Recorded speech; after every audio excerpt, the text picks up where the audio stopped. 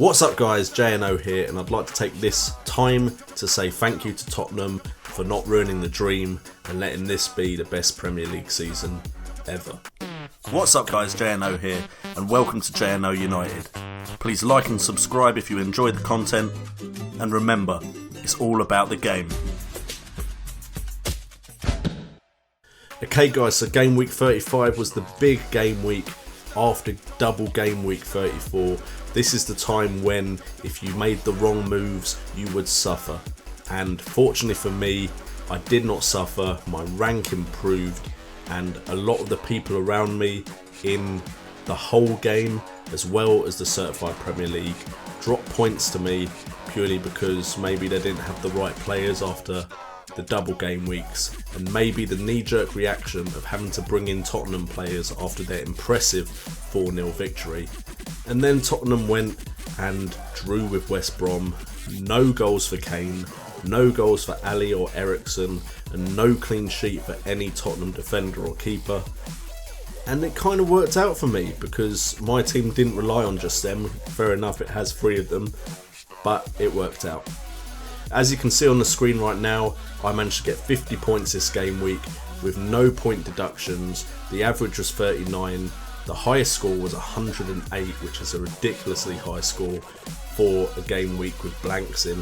And as you can see on the screen, my rank overall is just under the 18k mark. And to be honest, considering I just wanted to be in the top 10% of players, the fact that I'm approaching the top 0.5% of players is amazing to me. I've managed to do really well for myself this season. A lot of it is you guys' comments down below and the support. A lot of it is the determination you guys have given me by subscribing to the channel and by liking the videos, which has made me put the work in, made me really do the research. So this victory for me is kind of a victory for us, so thank you so much for your guys' support. And if you're new to this channel, make sure you join the United Nation by hitting that subscribe button and smashing that thumbs up. The best transfer, or one of the best transfers I've made in a while, is Van Aanholt being brought in. We managed to get a clean sheet against Arsenal. Who thought that was going to happen? Hoof was there, getting me the points like he regularly does. Mahrez got on the score sheet. Now Vardy seems to be suspended for 2 games. And then I captained Aguero, which happened to be one of the best players I could have captained, so I got myself a respectable score and improved my ranking.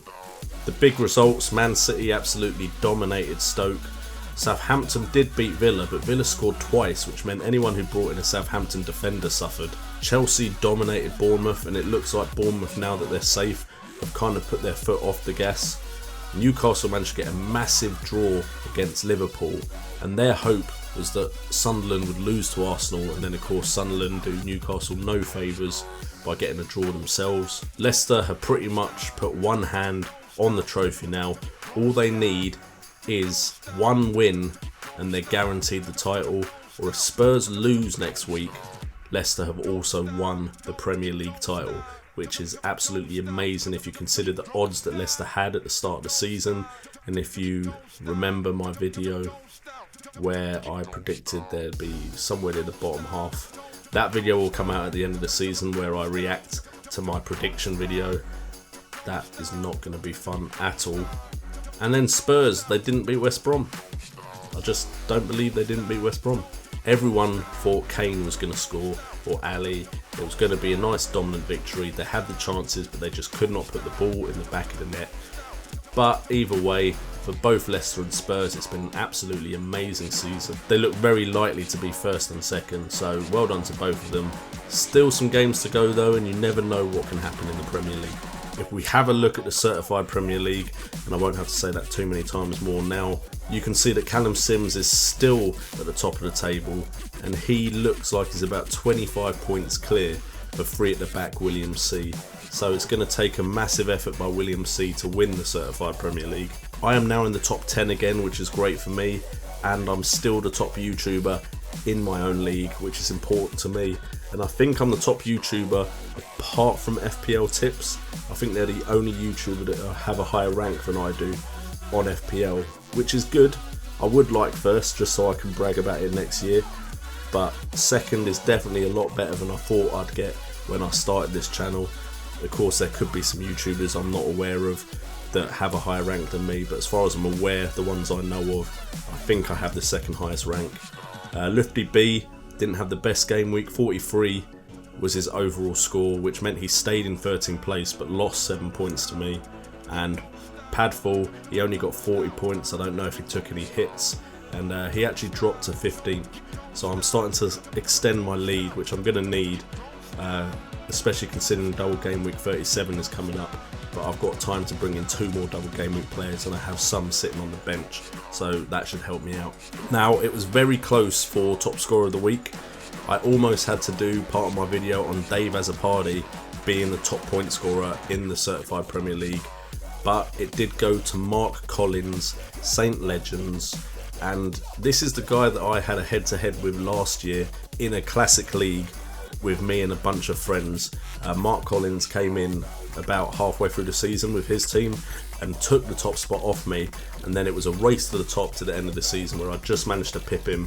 He's managed to get 71 points this week, and that's mainly because he had Tadic and Sturridge along with Lallana. They really brought the points in for him, but it's nice to see that his overall rank is nowhere near mine. It's a shame that we didn't have the epic clash that we had last year, but he does like his Southampton players, and they've not done as well for him this season as they did last. If we have a look at my Challenge the Pundits team on Premier Punt, we can see that I was 7th out of 8 people. So my run of form on a Challenge the Pundits Premier Punt has come to an abrupt end. I think it's been 4, 5, 6 weeks now since I've won any money on it at all. The money went to World Cup Dan B with a score of 65 points. I picked Lloris, who conceded. I picked Sacco, who got suspended for taking fat burners. I brought in Company, who I believe didn't play. Van Dijk, Southampton conceded 2. And it just didn't get any better apart from Mahrez and Aguero. Shane Long was a great pick, just I didn't make any other great decisions. So unfortunately for me, no money coming in, and I lost to nearly everyone in Challenge the Pundits. If you want to join us in Challenge the Pundits, you can win £7.20 if you're top, and it's only a £1 entry. There'll be a link in the description down below where you can pick your Game Week 36 team and hopefully win yourself some cash money. And finally, we're just going to have a quick look at the table. It's not much of the season left now, so we will have to focus on those players that are going to get the points. And I've highlighted on this Premier League table the teams that I think still have something to play for. Now, of course, this could all change drastically after one game week. If Leicester can win the title in Game Week 36, then they might start playing youngsters and they may not win their last 2 games. So it could change that quickly. If Leicester lose and Tottenham win, then Tottenham are definitely going to be fighting for that title again. You got City and Arsenal. Now City, it depends if they can pull away from Arsenal with Champions League football still going for them. If they do somehow manage to get past Real Madrid, they're going to rest players. It's just going to be the case. So it could all change very quickly, but the teams I'm looking at to bring players in are Leicester, Tottenham, Man City, Arsenal, Manchester United definitely, and West Ham definitely, because both have double game weeks. West Ham probably want a strong end to their season at Upton Park. Man United want to try and get that 4th place spot off of Arsenal, and I'm pretty sure West Ham will probably want European football again, but you never know. Europa League isn't really something you take seriously until you're close to winning it. Liverpool I haven't highlighted because I think their focus is the Europa League, but a win or 2 and maybe they'll pick up their performances in the league. It's just the rotation risk that you have with them makes me a bit wary. And then Southampton down, do they really have anything to play for? Do Chelsea really want Europa League football next year? Or would they rather just focus on the league and not have anything else to worry about? Teams like Everton and Palace, they're going to be looking forward to the FA Cup, and Aston Villa are pretty much down, so I wouldn't worry too much about picking any of them. But Sunderland, Norwich and Newcastle, big points could be got there if you pick the right players. Van Arnholt managed to get me a clean sheet. Now, if you pick the right players, you can get points other people aren't getting. And I think last year I'd made the mistake of not looking at what teams had something to play for, and dropped off near the end of the season because I stuck with players that really didn't care anymore and were getting rested for youngsters being brought up. So those are the teams highlighted that I think you should be focusing on as the players you bring in. And if you're looking at the double game week, Man U and West Ham players are the ones I'd look at. Okay, thank you guys so much for tuning in. As always, this has been the Game Week 35 review. Make sure you stay tuned for more content on this channel, coming daily if I can keep this up, but we shall see if that is possible. I've been JNO, you've been awesome, and remember, it's all about the game.